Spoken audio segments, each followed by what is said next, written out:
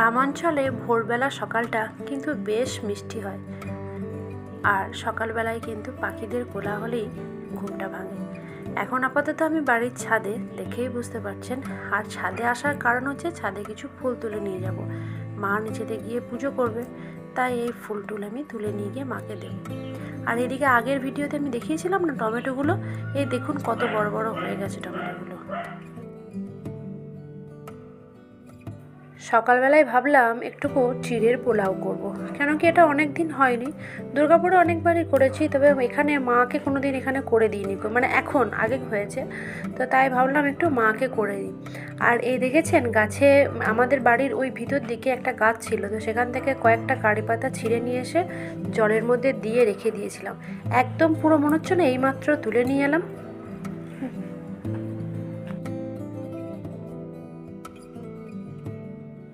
দু একটা দিন লুচি বা রুটির পরিবর্তে এরকম টুকটাক খাবার কিন্তু বেশ ভালোই লাগে। তবে হ্যাঁ, আমি প্রথমে লঙ্কা টঙ্কা দিয়ে চিনি ছাড়া খানিকটা তুলে নেব, অর্থাৎ ঝাল দিয়ে তুলে নেব, আর তারপরে ঝাল দিয়ে তোলার পরে আমি ওই চিনিটা মিশিয়ে দেবো, অর্থাৎ মিষ্টি মিষ্টি করবো, কারণ বাবান তো মিষ্টি মিষ্টি ছাড়া খেতে পারে না, তাই দুজনার জন্য দুরকমভাবে করব, আর মাও একটু মিষ্টি মিষ্টি খাবে। যাই হোক, আমার এখানে চিড়ের পোলাওটা মোটামুটি রেডি হয়ে গেছে, আর এসব করে ওদেরকে খেতে দিয়ে আমি আপাতত স্নান সেরে রান্না বান্না বসাবো। Good morning, welcome back to my channel. আশা করি আপনারা সবাই খুব ভালো আছেন, আমিও খুব ভালো আছি। সকাল সকাল আবার একটা নতুন সুন্দর ব্লগ নিয়ে আবার আপনাদের সামনে আমি হাজির। আর আজকে এটা দেখেই বুঝতে পারছেন, আজকে আমি বাড়ি এসেছি। শুক্রবারে আমরা প্রত্যেক শুক্রবারই বাড়ি আসি, কিন্তু কাল শুক্রবারে আমরা সকাল দিকে আসিনি, এসেছি রাতের বেলায়। তো সেই কারণে কালকে আমি কোনো রকম ভিডিও দিতে পারিনি, কাল কোনো রকম ব্লগ করিনি। তো আজকে বাড়ি এসে, আজ হচ্ছে শনিবার, আজকে আবার নতুনভাবে ভিডিওটা শুরু করলাম। আর বাবানের এখন পরীক্ষা নেই, বাবানের পরীক্ষা হচ্ছে সেই 4 তারিখ, অর্থাৎ সোমবার। তো সেই কারণে শনি রবিতে এমনি, শুক্র শনি রবিতে আমরা এখানে এমনিই থাকি। তো ভাবলাম কি একবারে আর না গিয়ে সোমবারে এখান থেকে পরীক্ষাটা দিয়ে বাড়ি চলে আসবে। বাড়িতে থাকার মজাই আলাদা। আর দেখেছেন তো আমাদের বাড়িতে অনেকগুলো লোক একসাথে সবসময় থাকে। তো যাই হোক, মোটামুটি বাড়ি চলে এসেছি। বাড়ি এসে টুকটাক কাজকর্ম করেছি, রান্নাবান্না কী করেছি আগে দেখিনি। আর চান হয়ে গেছে, টিফিন খেয়ে নিয়েছি, মোটামুটি সব ঘরদোর ভালো মন্দেই পরিষ্কার পরিচ্ছন্ন হয়ে গেছে। চলুন আপাতত এখন কী রান্না করছি সেগুলো দেখিয়ে নিই।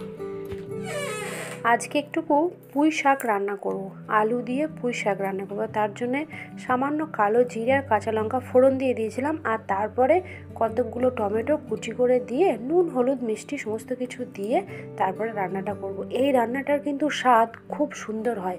আর পুঁইয়ের যে কালো কালো যে ছোট্ট ছোট্ট যেগুলো যে ফলটা থাকে, সেইটা দিয়ে রান্নাটা করবো বলে এই রান্নাটা আরও বেশি টেস্টি হবে। এই রান্নাটা পুরোটা আমি আমার ফেসবুক পেজে দিয়েছি, যদি ভালো লাগে দেখতে পারো। যাই হোক, ওটা করার পরে আপাতত আমি এখানে কুলের টক করব।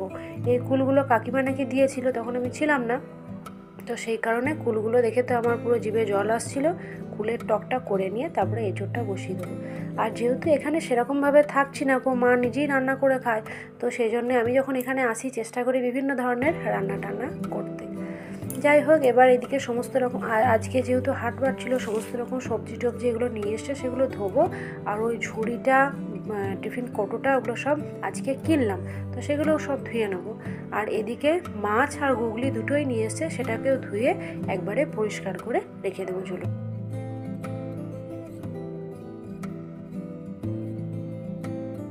খাওয়া দাওয়া সেরে একটুকু ঘুমিয়ে পড়েছিলাম। যাই হোক, এখন সন্ধে মোটামুটি 6টা 10-15 বাজছে। তাড়াতাড়ি সন্ধেটা হয়ে গেছে, একটু মেঘলা মেঘলা ছিল। আর এখানে বানাবো সমস্ত রকম সবজি দিয়ে একটা স্যুপের মতো, যেটা মা প্রত্যেক দিনই খায়। তবে হ্যাঁ, আমি একটু আদা টাদা দিয়ে বেশ সুন্দর করে করার চেষ্টা করলাম। একটা লঙ্কা দিয়েছি, তবে লঙ্কাটা আমি প্রথমেই কেটে দিইনি, এমনি নর্মালি দিয়ে দিয়েছি। আর এই স্যুপটা কিন্তু টেস্টটা খুব ভালো হয়, শেষে যদি একটুকু গোলমরিচ আর বাটার ছড়িয়ে দেওয়া হয়, তাহলে টেস্টটা কিন্তু দ্বিগুণ হয়ে যায়। যাই হোক, স্যুপটা আমার মোটামুটি হয়ে গেছে, মাকে খেতে দিয়ে দিই। আর ভিডিওটা তাহলে এখানেই শেষ করি। আপনারা সবাই খুব ভালো থাকবেন, সুস্থ থাকবেন, নিজেদের শরীরের খেয়াল রাখবেন, আর অবশ্যই আমার ভিডিওগুলো দেখতে থাকবেন। আর যদি ভালো লাগে তাহলে অবশ্যই একটা লাইক করবেন, শেয়ার করবেন, এবং প্লিজ চ্যানেলটি সাবস্ক্রাইব করে পাশে থাকবেন। আর যদি ফেসবুক পেজ থেকে দেখছেন আমার ভিডিওগুলো, প্লিজ ফলো করে রাখবেন, তাতে আমি এরকম নতুন নতুন সুন্দর সুন্দর ভিডিও আপনারা দেখতে পান।